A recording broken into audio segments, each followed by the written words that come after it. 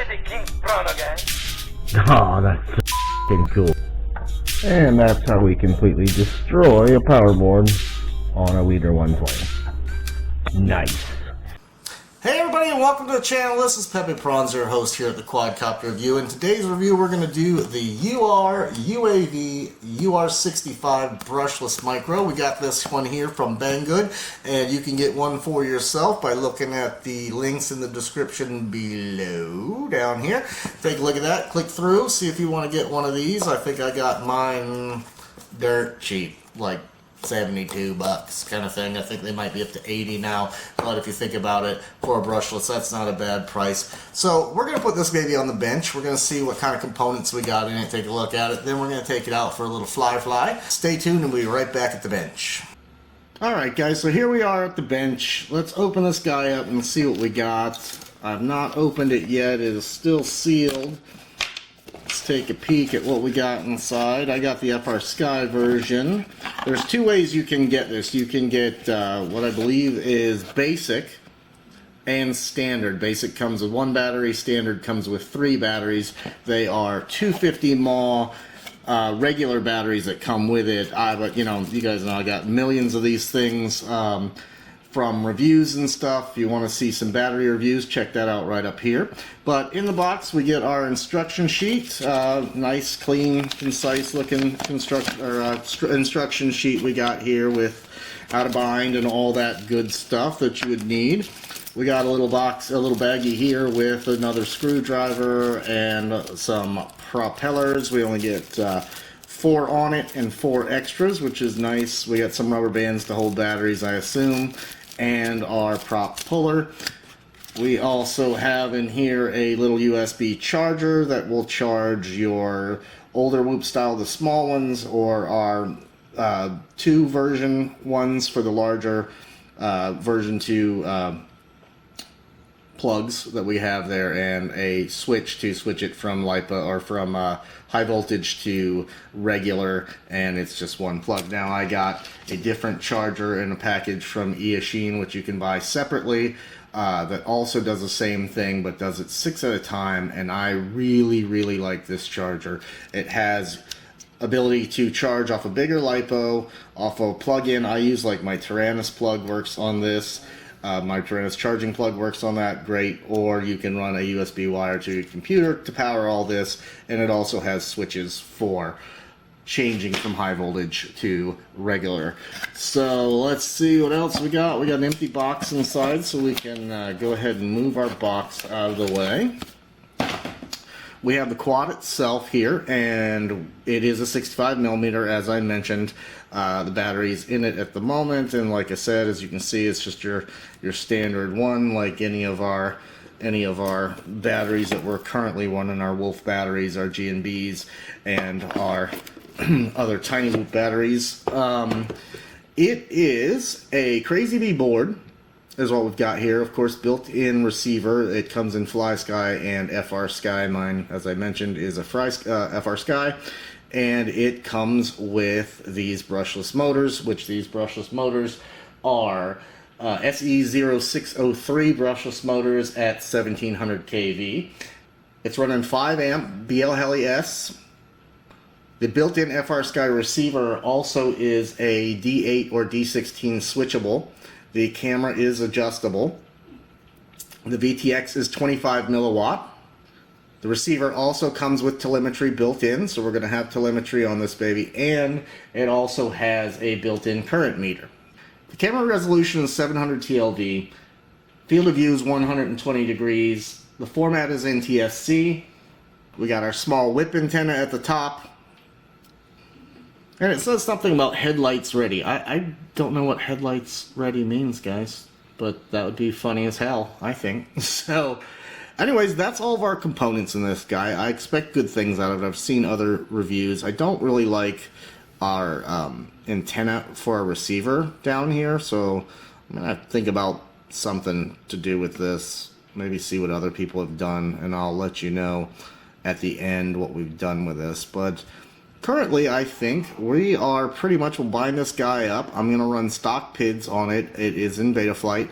I will end up switching it to Butterflight, especially with wanting to test more on the butterable PIDs that is in the new beta Butterflight. I'm not sure if you're aware of that, but Butterflight's going to try to handle some of the PID work, so that's very interesting to me. So we're gonna be at a point here where we're ready to inspect it fully here, make sure we don't have any weird stuff going on. I see a little bit of something hanging here as I spin this prop, so I'll grab my tweezers and get it out of there. But, you know, we'll make sure all the screws and everything are down, which you should always do when you get a new quad. Make sure everything's screwed down right from the factory. We're going to set it up on Betaflight, make sure everything's okay. I'm going to run the stock PIDs, as I mentioned. What we'll do is I'll put a second set of PIDs on there that where I think this should be as a default.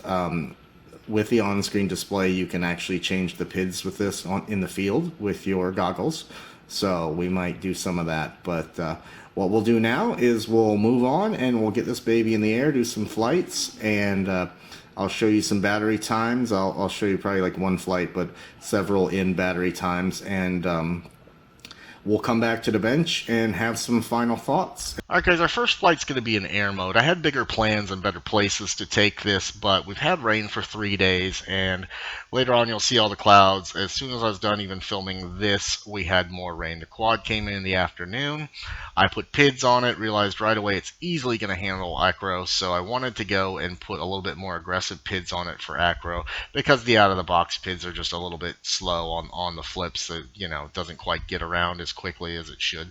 So I made that adjustment, and we had a little break here, a little sunshine, so I figured I'd throw caution to the wind. Hope to God it didn't crash in the super wet grass. You'll see all the mud everywhere, and not break the quad. So it's not, you know, the coolest thing in the world, but I think you'll see that it is managing acro mode very easily, and with just a little bit more PID tuning, we're even going to have a better flight with this thing in acro mode. So again, I mean, I couldn't be more pleased with this thing. It is so great. It's exactly what I was looking for. There's a little bit of a breeze out there too, and it's handling that better than any brushed quad I've had so far. One thing you will note is, as you can see the canopy. We did have the issue that I thought might happen, where occasionally when you crash, the camera will fall back in the canopy, and it just requires you to screw it back into place. And if you have a 3D printer, you can go to Thingiverse and find the Newbie Drone Acro B camera mount there, and you can put that on, and this camera fits right into it with a slight adjustment to the side for the plug, and then you can handle the camera issue and just completely lose the canopy if you so choose. But the canopy does work. You just have to pay attention to it and make sure the screws are right. I'll let you watch the rest of this one. Then we're going to head inside, and we're going to fly in stable mode so you can see that. You guys are used to seeing what's inside. You'll see it flies decent there too. And then we'll come back here at the end, and we'll get my final thoughts on this and what I think about it.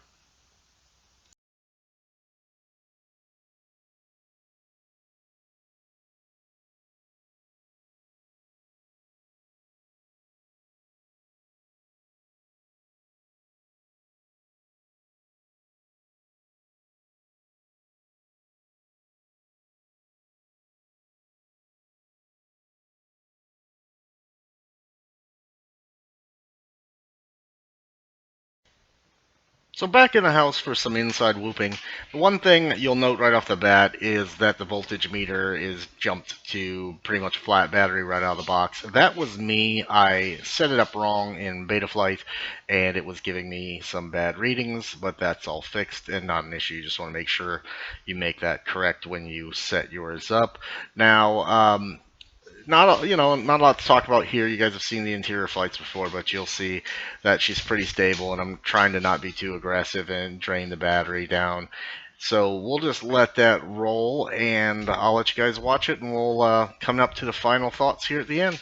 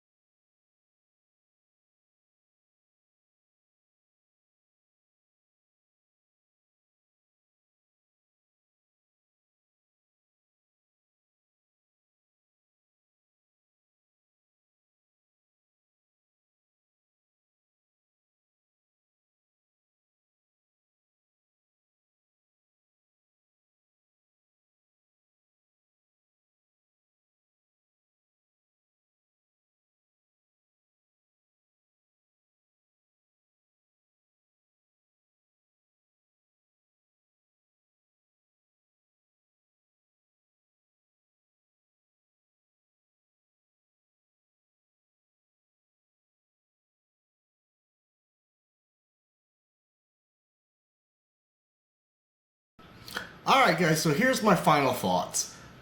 You gotta have one. You gotta have one. It's so awesome. I couldn't be more pleased. For the price, like I said, I think it's $82 now for the smaller kit that I got. A little bit more, I think 20 bucks more if you want to get 3 batteries and that charger I told you about included with the kit. But it flies so good and is so much fun that this is by far the best thing I've got so far. So if you can and you want to get one, check out the links below.